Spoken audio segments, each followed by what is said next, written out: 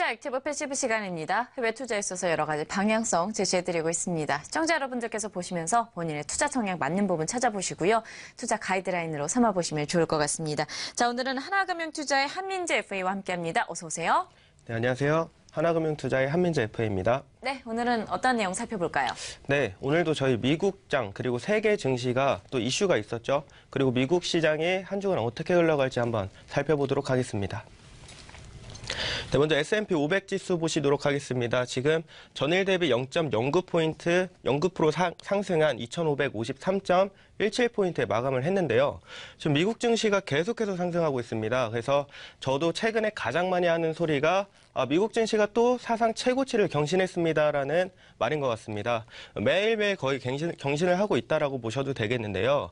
지금 미국 증시가 3분기 실적이 양호할 거라는 그런 기대치가 계속 돌아가면서 증시가 계속해서 상승을 하고 있습니다. 근데 증시가 계속 올라가면은 저희가 조금 불안한 마음이 들기도 하죠. 그 부분 한번 살펴보도록 하죠. 저희 지금 S&P 500 같은 경우에 계속 5주 연속 상승을 하는 아주 좋은 모습이었습니다. 그래서 역시 미국 증시에 투자를 하신 분 굉장히 수익률이 많이 올랐을 텐데요. 지금 17년 3분기죠. 이제 어닝 시즌이 다가오고 있고 기업들이 하나둘씩 계속 실적 발표를 해 나가고 있습니다. 3분기 실적 전망 보시면은 지금 전년 동기 대비죠. 작년 3분기보다 한 4.4% 정도 개선이 될 거라는 그런 예상치가 돌고 있습니다. 이렇게 좀 실적이 올라갈 거라는 그런 기대치가 있는 거는 최근에 미국 증시에 상장되어 있는 기업들의 실적이 굉장히 좋았기 때문이죠. 그래서 아래 보시면은 지금 3분기에도 역시 두 자릿수 성장을 좀 기대를 해보고 있습니다. 이게 왜냐면 작년 4분기에 6.1% 상승을 했고요. 이건 S&P 500에 상장되어 있는 주식들 기준입니다. 그리고 올해 1분기 보시면 15.5%, 그리고 올해 2분기가 10.8% 성장을 하면서 지금 올해만 해도 계속 두 자릿수 성장을 했기 때문에 3분기 역시 그 흐름을 이어갈 거라고 예상을 해보고 있는데요. 이게 만약에 그런 예상치대로 된다고 해도 사실 추가적인 주가 상승이 조금 힘들 거라고도 보여지고 있습니다. 실제로 미국 월스트리트의 그런 전문가들도 그런 전망치를 계속 내고 있고요. 최근에 지금 시티그룹과 JP모건이 굉장히 양호한 성적을 냈는데도 불구하고 주가가 좀 하락하는 그런 이상한 흐름이 감지가 됐습니다. 원래 미국장 같은 경우에는 실적에 가장 주가가 잘 반영되는 시장이라고 다들 알고 계실 텐데요. 원래 그러면 실적이 올라가면 주가 올라가는 게 맞는데 그게 안 됐다는 거죠. 네, 그만큼 미국 증시가 지금 굉장히 경계를 하고 있다 이렇게 보시면 되겠고요. 지금 전문가들은 골드만삭스나 스탠모건, JP모건, 그리고 IBM, GE 이런 종목들을 좀 주목하라고 이야기를 하고 있고요. 지금 나스닥 보시면은 전일 대비 0.22% 상승한 6,605포인트에 마감을 했습니다. 나스닥 역시 S&P 500과 같이 계속해서 상승하는 모습을 보여줬는데요. 지금 나스닥 같은 경우에 3주 연속 상승을 하는 모습입니다. 지금 나스닥에 상장되어 있는 시가총액 1위부터 5위까지 이렇게 나열을 해봤는데요. 지금 애플 같은 경우에 35%, 구글은 25%라고 쓰여 있죠. 이게 2017년 1월 3일부터 금요일 종가까지 주가 상승률 한번 계산을 해봤습니다. 지금 보시면은 시가총액 1위부터 5위까지 굉장히 주가 상승률이 가파르다라고 보시면 되겠는데요. 페이스북 같은 경우에는 49%나 상승하는 그런 모습이었습니다. 이게 지금 보시면 세계 시가총액 1위부터 5위까지 좀 동일한 모습이고 이게 평균치를 내도 한 25% 정도 상승을 했습니다. 근데 이게 지금 제가 앞에서 말씀드렸던 것처럼 이런 실적이 좀 두 자릿수가 안 나오거나 약간 삐끗하는 모습 그리고 덜미가 잡힐 그런 건수가 있다고 하면은 주가는 좀 하방으로 빠질 수도 있으니까 미국 투자하실 때 이런 부분 좀 참고를 해주시면 되겠습니다. 그리고 저희 패시브 종목이죠. 여기 넷플릭스 한번 보실 건데요. 넷플릭스도 최근에 굉장히 주가 상승이 좀 가파른 모습입니다. 실제로 지금 넷플릭스가 사상 최고가를 기록하면서 $200를 찍고 지금 199달러의 종가를 기록했는데요. 넷플릭스 같은 경우에 최근 이슈에서 미국 사용자들에게 그런 사용료를 조금 인상하겠다라는 그런 소식이 있었습니다. 근데 지금 사용료를 인상하게 되면은 신규 가입자 수가 조금 줄어들 수도 있고 지금 확보를 하고 있는 가입자 수들 같은 경우에는 조금 더 수익을 창출할 수 있는 그런 구조인데요. 사실 그 신규 가입자 수에 대한 그런 우려가 조금은 줄어들었다라고 보셔도 되겠습니다. 지금 보시면은 넷플릭스가 2011년부터 16년까지 가입자 수와 매출 수주인데요. 지금 가입주 수도 계속해서 꾸준하게 증가를 하고 지금은 1억 명이 넘었습니다. 그리고 매출액도 보시면 2011년에 32억 달러였던 게 지금 2016년 작년이죠. 88억까지 올라가는 굳건하게 성장을 하고 꾸준하게 우상향하는 대표적인 우량 회사라고 보셔도 되겠습니다. 그리고 2017년 1분기 보시면은 신규 가입자 수가 142만 명이고요. 매출액이 26억 4천만 달러를 기록했는데 1분기에는 시장 예상치보다 신규 가입자 수가 조금 적었습니다.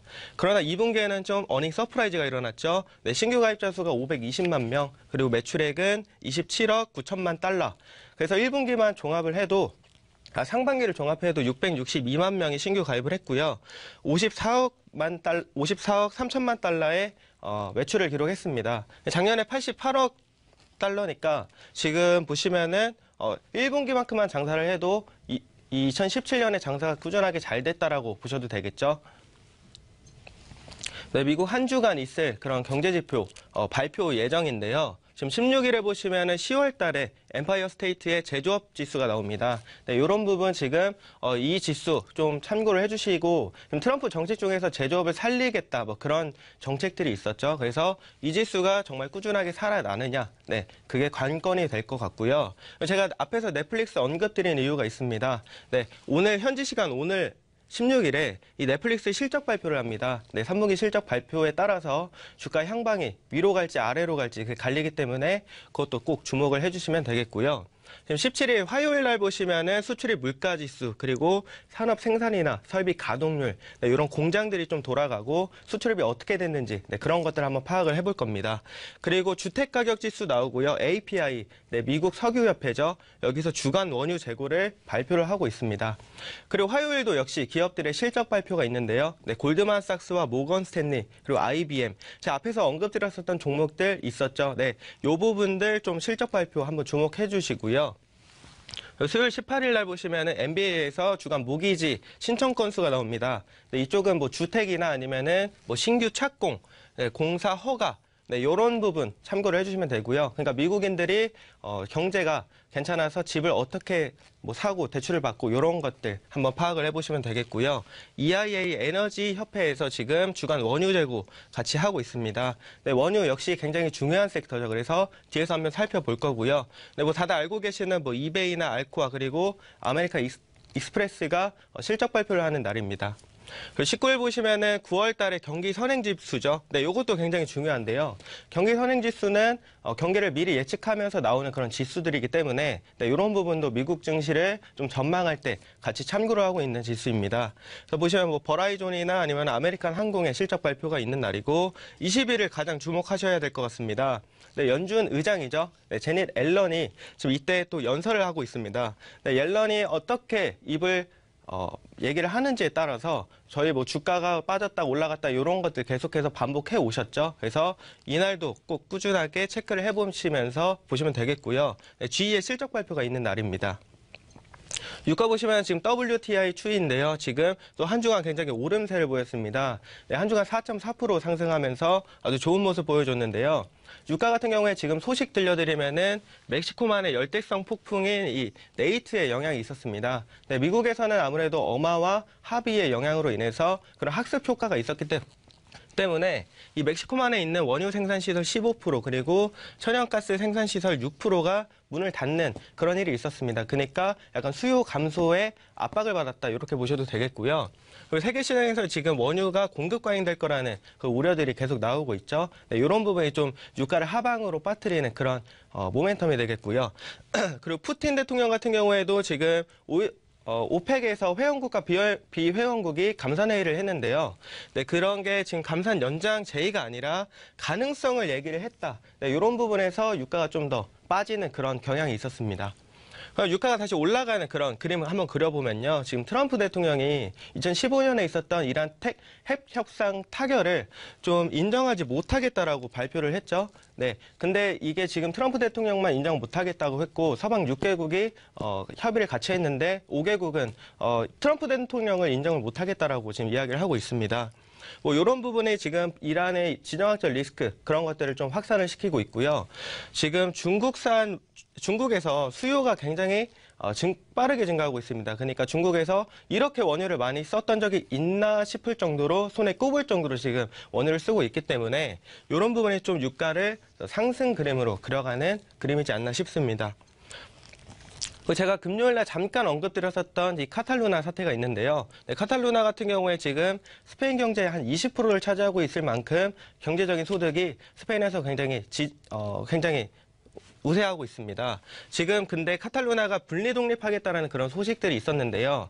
사실 이게 지금만 나온 게 아니라 2010년 그리고 300년이나 된 문제죠.